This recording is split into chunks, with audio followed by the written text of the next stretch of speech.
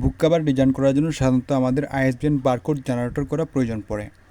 তো ISBN barcode আমরা কীভাবে জেনারেট করব সেটা আজকে আমরা দেখব।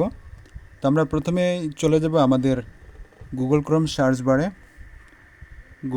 সার্চ বারে গিয়ে আমরা লিখব আইএসবিএন বারকোড জেনারেটর।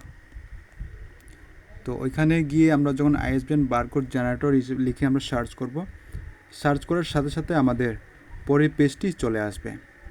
তো পরের পেজটি চলে আসার সাথে সাথে আমরা দেখতে পাচ্ছি কেডিবি কভার ক্যালকুলেটর amazon.com নামে লেখা আছে উপরে। তো আমরা ওইটার উপরে আমরা ক্লিক করব। এটার উপরে ক্লিক করার সাথে সাথে দেখবেন আমাদের যে পরের পেজটি চলে আসবে, print cover calculator and templates enter your book information নামে একটা পেজ আসবে। তো এই পেজের মধ্যে আমরা দেখতে পাচ্ছি প্রথমেই লেখা আছে বাইন্ডিং টাইপ নামে।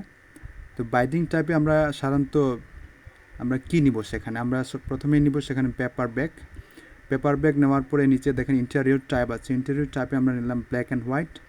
পেপার টাইপে নিলাম আমরা হোয়াইট পেপার। রিডিং ডিরেকশন আমরা নিব লেফট টু রাইট এবং মেজারমেন্টে আমরা নিব ইঞ্চেস। আমরা ইঞ্চেস নিব এবং এরপরে দেখেন মেজারমেন্টের পরে আমাদের ইন্টেরিয়র ট্রিম সাইজ আছে। ইন্টেরিয়র ট্রিম সাইজ সাধারণত আমরা 6/9 নিয়ে নিলাম। আমরা অন্য একটা পেজ নিলাম, মনে করেন 200। তাহলে 200 পেজ নেওয়ার সাথে সাথে দেখেন পরে যে আমরা ডাইমেনশনে ক্লিক করার সাথে সাথে আমাদের পরে পেজটি চলে আসলো। আমাদের পুরো পেজটি আসার পরে আমরা দেখতে পাচ্ছি আমাদের ফুল কভার যে সাইজটা আছে এখানে, আমাদের পুরো ফুল কভার সাইজটা এখানে চলে আসলো। তাহলে আমাদের ক্যালকুলেট ডাইমেনশন যেহেতু হয়ে গেছে, এখন আমরা কি করব? এখন আমরা এই যে ক্যালকুলেট ডাইমেনশনটি আমরা ডাউনলোড করব। তাহলে এটা ডাউনলোড করার জন্য আমাদের ডাউনলোড টেমপ্লেটে ক্লিক করতে হবে। তো আমরা ডাউনলোড টেমপ্লেটে ক্লিক করে নিলাম।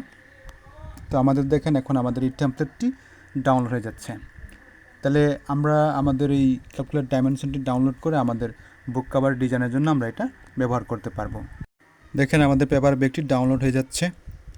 তো ডাউনলোড হওয়ার সাথে সাথে দেখেন আমাদের ফোল্ডার শো করছে। ফোল্ডারে আমরা ক্লিক করলাম। ফোল্ডারে ক্লিক করার সাথে সাথে আমরা পেপার ব্যাগে ক্লিক করলাম। পেপার ব্যাগে ক্লিক করার সাথে সাথে দেখেন আমাদের পুরো টেমপ্লেটটি চলে আসলো, ফ্রন্ট সাইড এবং ব্যাক সাইড। এভাবে আমরা আমাদের বুক কভার ডিজাইনের জন্য আমরা সাইজটি আমরা amazon.com গিয়ে নিতে পারি। তো যারা এই বিষয় জানেন না, আশা করি আপনারা জেনেছেন, আপনারা উপকৃত হবেন। So thanks for watching.